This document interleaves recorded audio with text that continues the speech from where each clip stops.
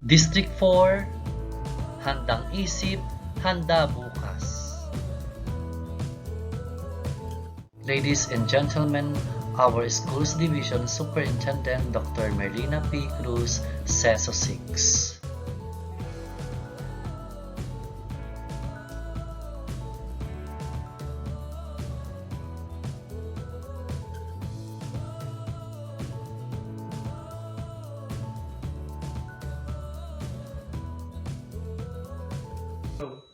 Education is the passport to the future, for tomorrow belongs to those who prepare for it today. Sa ilalim ng pamumuno ng ating butihing Schools Division Superintendent, Dr. Merlina P. Cruz, CESO 6, ang inyong pong lingkod, kasama ang mga punong guro, mga magulang, at ilang volunteer ng pamayanan ay matagumpay na napaghandaan ang pagbubukas ng klase para sa taong 2020-2021. Kaya naman sa araw na ito, sama-sama nating panoorin ng isang paglalakbay, a journey that presents the different indicators showing the high level of readiness of 5 schools. Mga kababayan, handa ang District 4.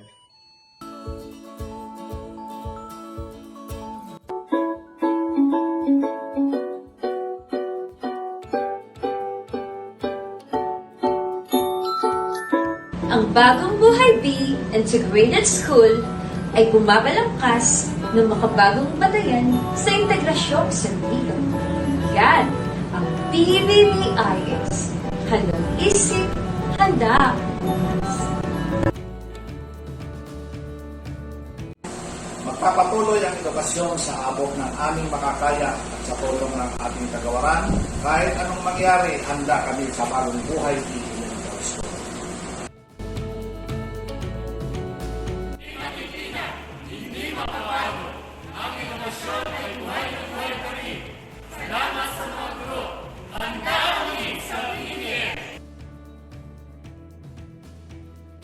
Katuwang namin ang mga magulang, isusulong ang edukasyon, anuman ang maging hamon, handa ang Dulong Bayan Elementary School.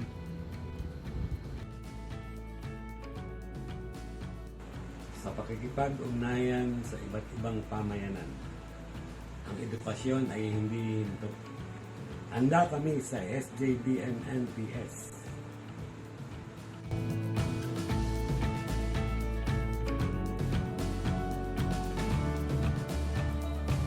The data shows the enrollment trend of last year and the current year.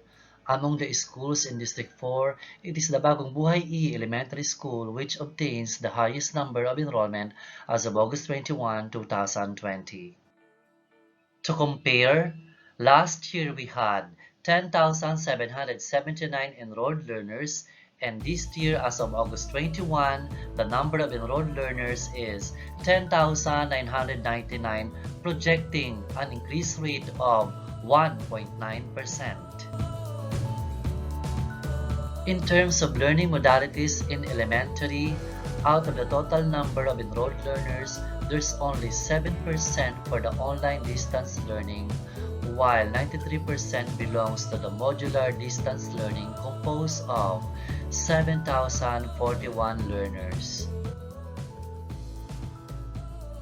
Modular distance learning also dominates in the high school department as it takes the share of 67% or 2,773 out of 4,148 enrollees.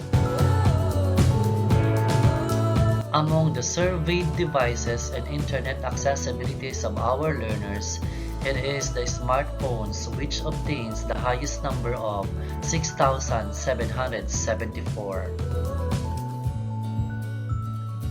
While it is true that 458 learners with no device at home and 2,526 learners without internet accessibility at home. With a target number of modules of 4,907, the district has already reproduced 2,315 or 47.17% out of 100%. Based from the consolidated findings, during the reproduction process, the schools have encountered challenges such as poor performance of the machine for reproduction, unavailability of the master role, strict implementation of community quarantine in the barangay, and threat on the health and safety condition of the members of the school skeleton force. The simulation activity has gone through 3 phases such as pre-implementation, implementation proper, and post-implementation. From August 3 to August 6, the district performed identification of learners or learning areas or learning modality, printing of modules, and distribution of modules. From August 7 to August 14, 2020, the district accomplished orientation of parents and distribution, accomplishments of first module, retrieval, disinfections, and distribution, and orientation of the parents for the second module. From August 17 to August 20, the district successfully accomplished the second module. And on August 20, 2020, the district made the retrieval of outputs.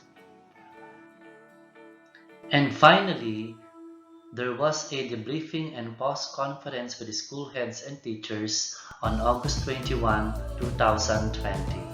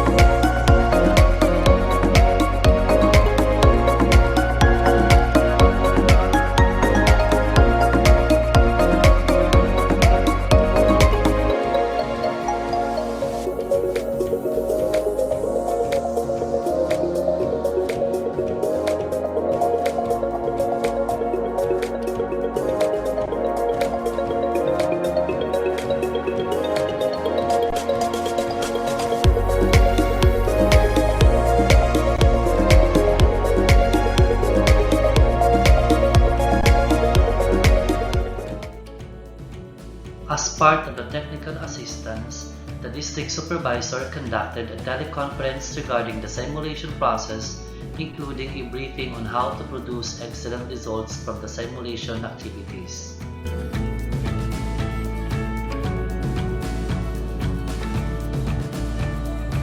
One of the best practices of District 4 during the simulation is the formulation and observance of a logical process or procedure during the distribution phase, which includes disinfection, orientation of parents, creation of LM committee, organization of volunteer parent task force, sorting, packing, distribution proper, and retrieval.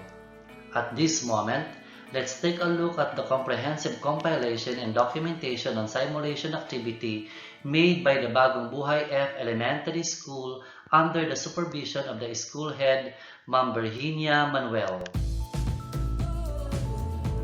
The table shows the assessment rate during the simulation. Among the schools in District 4, it's BBF and BBA which produce no learners with remediation. In terms of parents' participation rate during simulation, it appears that almost all schools in District 4 receive a highly commendable involvement of their parents. And the strong involvement of parents during the activity resulted to the 100% utilization rate of modules. Although the crafting of class programs was not that smooth during the beginning days because of the difficulty in plotting the schedule of physical reporting of teachers and the schedule for the distribution and retrieval of modules, it was solved through a series of consultative meetings with teachers and parents. The District 4 believes that online class is a challenging task. That is why it has created enhancement activities and support systems for online class. For example, teachers attended different webinars, Slack orientation conducted by DepEd in preparation for the new normal.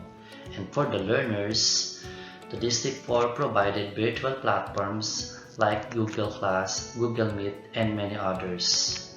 The schools also created FB page to communicate with the parents regarding the announcements and information they need to know as they face the new normal.